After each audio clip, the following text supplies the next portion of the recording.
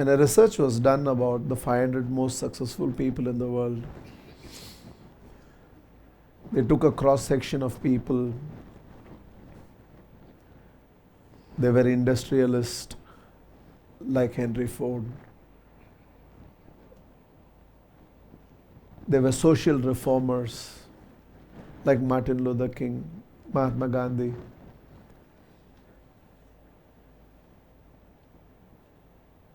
They were artists like Picasso. They were sports people like Pele. There were political reformations like Abraham Lincoln. Across all the fields, they identified 500 most successful people and did a research to find out, are there any common qualities between successful people? The research did lead that they identified a lot of individual geniuses in each one of them, a lot of unique traits in each one of them. Yet, ironically, they found out all the 500 had 7 qualities, which was common. One, all of them were absolutely passionate about whatever they involved themselves in. Nothing they did half-hearted.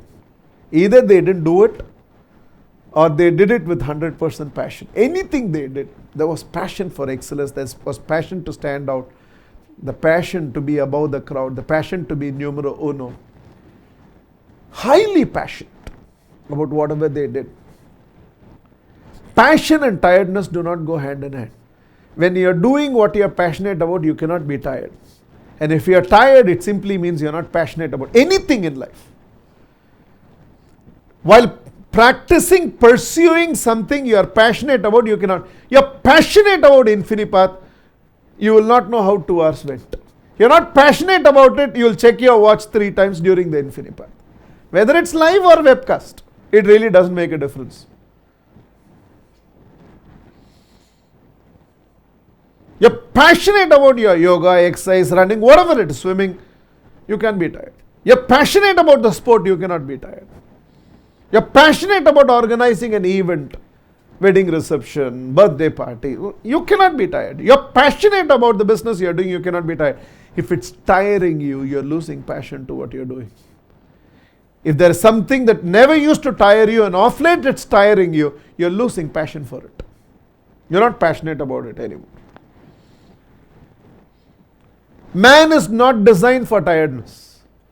Man becomes tired because he is indulging in things he is not passionate about.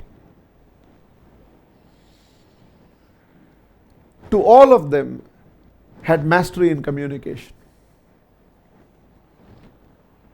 Because it doesn't matter how passionate I am, what my ideas are, it still needs to be expressed to the world outside. Nobody makes it alone. I need to empower people. Could be my own team, could be the marketplace, could be for a government to change a constitution, to bring in an amendment to it. In getting the world to believe in what I believe in. So I cannot win the world to my cause if I am not a master in communication. Because life is not about what I think, it's about how I am able to express what I think to the world outside. Life is not about how I feel, it's about my ability to express to the world what I feel. Everything in life is communication. Everything in life. Bible is communication of Jesus Christ. Bhagavad Gita is communication of Vedavyas. Scriptures are communication of a spiritually evolved soul. Mahatma Gandhi was considered a leader par excellence because he knew to play with words. A lot of people have done a lot of things. But Mahatma Gandhi had one edge. He knew how to communicate. We all know Vivekananda, and through Vivekananda we know Ramakrishna, because Vivekananda had mastery in communication. Every revolution in the world was triggered by a master communicator. People you voted to did not vote to because you understood their value system or you were convinced about their ethicality. They knew to communicate and convince you.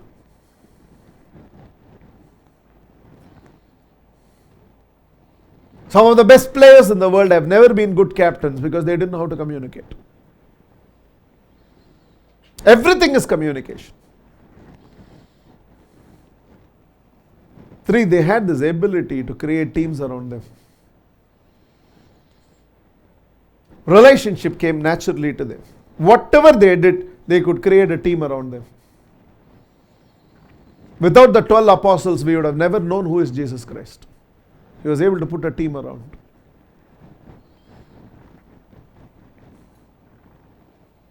Arjuna had the ability to get Krishna into his team. Rama succeeded because Hanuman was in his team. Otherwise he couldn't have. All of them had this ability to, in their language, build a gang around. In your language, build a team around.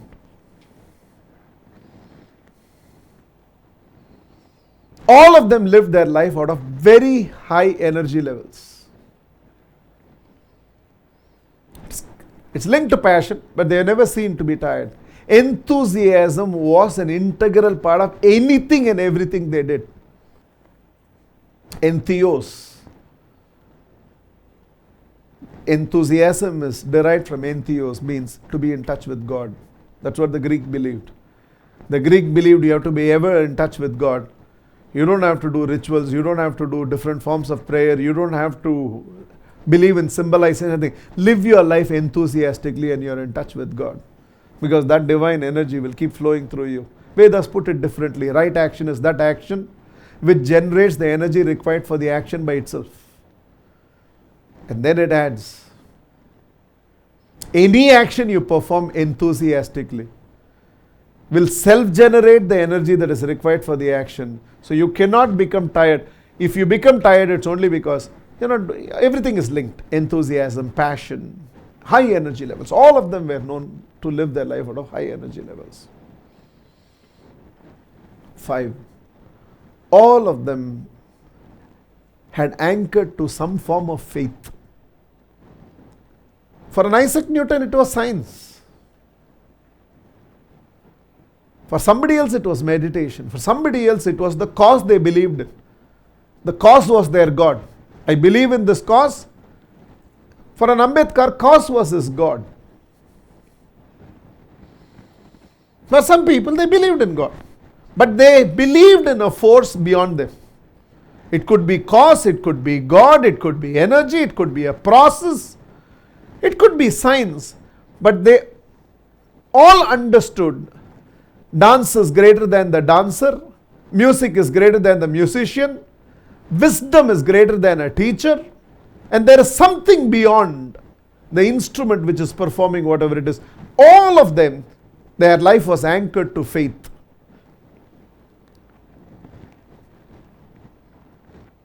They innately knew nothing of me, everything of you, in the way they lived their life. They never deviated from faith. 6. They had a value system that governed their decision making. The decisions were not made by moments, situations, moods, whims and fancies, vulnerabilities, peer pressure. Their decision came out of their value system. What about that value system? You may not believe. Osama bin Laden had a value system.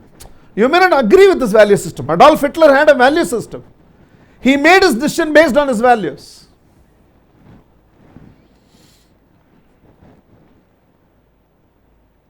I remember Narendra Modi once saying, you can question my policies.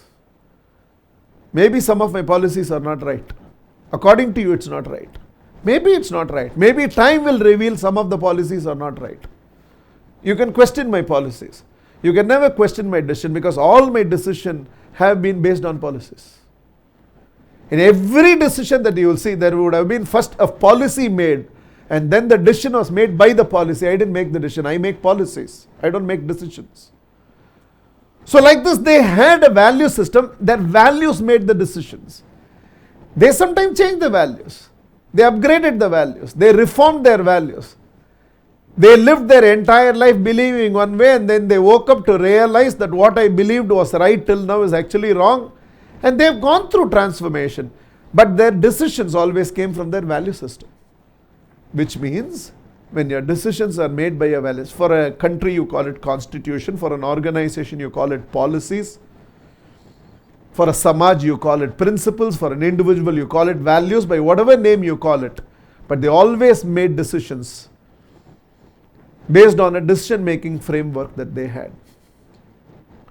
When you have a decision-making framework from where all decisions are made, there are no tough decisions, there are no easy decisions, there are only decisions.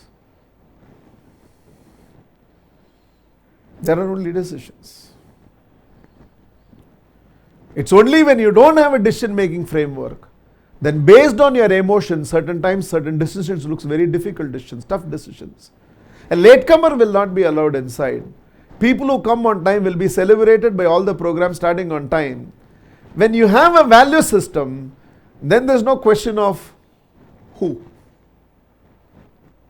It will start on time. It doesn't make a difference. One example, I can give you 1,000 examples. And the seventh, they all had a methodology on how to achieve what they wanted to achieve. They didn't go and ask the world, show me how to achieve this. They had an aspiration. They learned from everybody, but finally they were, non-violence was the methodology of Mahatma Gandhi. Meditation was the methodology of a Gautama Buddha. Oratory skills was the methodology of Swami Vivekananda. Design engineering was the methodology of Steve Jobs.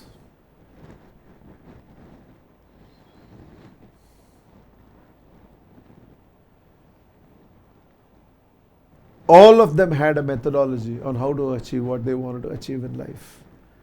Simply put, they never said, somehow I want to achieve it. They knew how to achieve it. There was no somehow, there was only how. They had a methodology to achieve it.